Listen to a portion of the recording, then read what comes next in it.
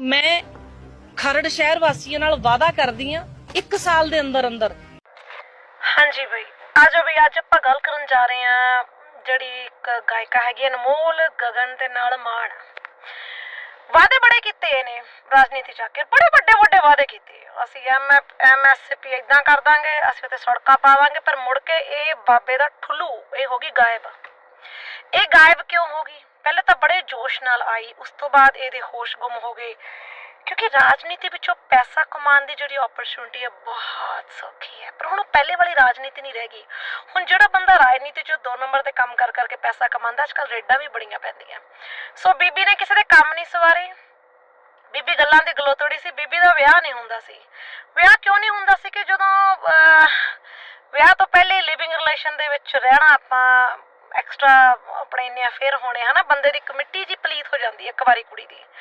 ਹੁਣ ਕੁੜੀ ਡਿਵੋਰਸੀ ਹੋਵੇ ਤਾਂ ਚਲੋ ਮੰਨ ਲਈਏ, ਪਰ ਜਿਹੜੀ ਜਨਾਨੀ ਕੁਵਾਰੀ ਹੋਵੇ ਤੇ ਕੁਵਾਰੇਪਨ 'ਚ ਉਹਨੇ ਇੰਨਾ ਕੁਛ ਕੀਤਾ ਹੋਵੇ ਤੇ ਉਸ ਤੋਂ ਬਾਅਦ ਉਹਦੀ ਮੈਰਿਜ ਔਖੀ ਹੁੰਦੀ, ਚਾਹੇ ਉਹ ਕਿੱਡੀ ਵੱਡੀ ਸਿੰਗਰ ਬਣ ਜੇ, ਚਾਹੇ ਕੋਈ ਕਰੋੜਾਂ ਰੁਪਏ ਆ ਜੇ, ਕੋਈ ਗਰੀਬ ਘਰ ਦਾ ਮੁੰਡਾ ਹੱਥ ਫੜ ਲੇਗਾ।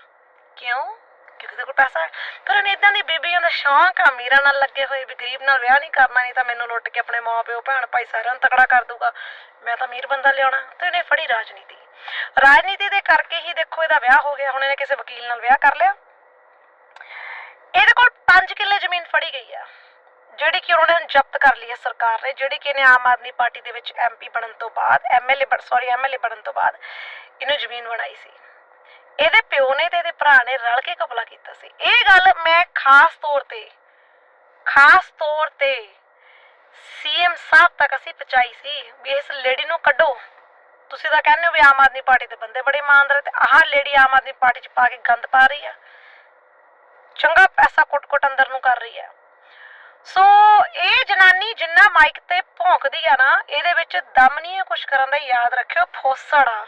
ਜਿਵੇਂ ਹੁੰਦਾ ਨਾ ਇੱਕ ਭੌਂਕਣ ਵਾਲੀ ਆਪਾਂ ਕੁੱਤੀ ਲਿਆਉਂਦੇ ਘਰ ਪਮੇਰੀਅਨ, ਉਹ ਸਿਰਫ ਟੋਏ ਪੰਪ ਜਿਹਾ ਹੁੰਦਾ, ਪਾਉ ਆਉ ਆਉ ਆਉ ਆਉ ਬੋਲ ਕੇ ਦੱਸ ਦਿੰਦਾ ਵੀ ਘਰੇ ਚੋਰ ਆ, ਆਪਾਂ ਵੱਢਣਾ ਨਹੀਂ ਹੁੰਦਾ ਕਿਸੇ ਨੂੰ। ਇਹਦਾ ਉਹ ਹਾਲ ਆ। ਇਹ ਸਿਰਫ ਭੌਂਕਣ ਜੋਗੀ ਆ, ਕਰਨ ਜੋਗੀ ਕੁਛ ਨਹੀਂ। ਇਹਨੇ ਜਿੰਨਾ ਵੱਡਿਆ ਆਮ ਆਦਮੀ ਪਾਰਟੀ ਜਾ ਕੇ ਪੈਸਾ ਵੱਢਿਆ, ਦਾ ਪਿਓ ਸਿਰ ਦਾ ਲਾਲਚੀ, ਭਰਾ ਸਿਰ ਦਾ ਲਾਲਚੀ, ਇਹ ਉਸ ਤੋਂ ਉੱਤੇ ਗਾ। ਅੱਜ ਇਹਦੇ ਵਿੱਚ ਚਪੇੜ ਮਾਰੀ ਹੈ ਗੌਰਮੈਂਟ ਨੇ ਇਹਦੀ ਜ਼ਮੀਨ ਨੂੰ ਸੀਲ ਕਰਕੇ ਵੀ 5 ਕਿੱਲੇ ਜ਼ਮੀਨ ਬਣੀ ਕਿੱਥੋਂ ਸੀ। 5 ਕਿੱਲੇ ਜ਼ਮੀਨ ਤੋਂ ਇਲਾਵਾ ਜਿਹੜਾ ਇਹਨੇ ਕੈਸ਼ ਬਾਹਰ ਦੇ ਮੁਲਕਾਂ ਵਿੱਚ ਲਵੇੜ ਕੇ ਆਈ। ਸੋ ਇਹਨੇ ਜਦੋਂ ਵੋਟਾਂ ਲੈਣੀਆਂ ਸੀ ਬਹੁਤ ਵੱਡੇ ਵਾਅਦੇ ਤੇ ਲਾਰੇ ਲਾਏ। ਅੱਜ ਤੁਸੀਂ ਆਪ ਦੇਖ ਲਓ, ਮੈਨੂੰ ਦੱਸ ਦਿਓ ਕਿਹੜੀ ਜਨਤਾ ਦਾ ਇਹਨੇ ਕੰਮ ਸਵਾਰਿਆ। ਸੋ ਆਮ ਆਦਮੀ 'ਚ ਐਸੇ 3-4 ਖੁੰਖਾਰ ਭੇੜੀਏ ਆ ਗਏ ਸੀ ਜਿਨ੍ਹਾਂ ਨੇ ਕਾਫੀ ਲੁੱਟਿਆ, ਤੇ ਕਹਿੰਦੇ ਵੀ ਭਗਵੰਤ ਮਾਨ ਨੇ ਉਹਨਾਂ ਦੇ ਟਿਕਟਾਂ ਵੀ ਰੱਦ ਕਰਤੀਆਂ। MP MLA ਜੋ ਵੀ ਸੇ ਪੋਸਟ ਤੋਂ ਲਾਤੇ ਉਹਨਾਂ ਨੇ, ਬਿਲਕੁਲ ਸਹੀ ਲਾਏ ਆ।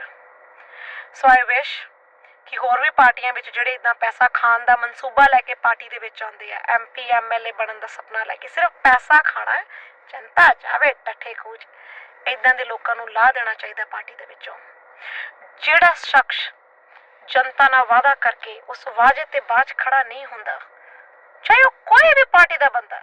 मैं किसी पार्टी ਨੂੰ सपोर्ट नहीं करती, मैं सिर्फ चंगे बंदे ਨੂੰ सपोर्ट करती हैं। जो इंसान अच्छा काम करेगा नैन्सी उसके हक में हमेशा खड़ेगी, चाहे वो कोई भी पार्टी हो, चाहे कांग्रेस हो, BJP हो, आम आदमी हो, अकाली हो, कोई भी हो, मैं उसको सपोर्ट करूंगी। पर जो बंदा गंदे काम करे और किसी पार्टी का होगा, मैं भर भर के पानी में ना भर भर के लेदर के छितर उसके सिर पे मारूंगी। मैंने पहले भी बोला था, आप लोग आते हो ना पार्टी में, खाओ भाई, सब खाते हैं, खाओ, पर खाने की एक लिमिट होती है। आप लोग तो पेट में ठूस ठूस के इतना खाते हो कि आप लोगों की तोंद बाहर आ जाती है।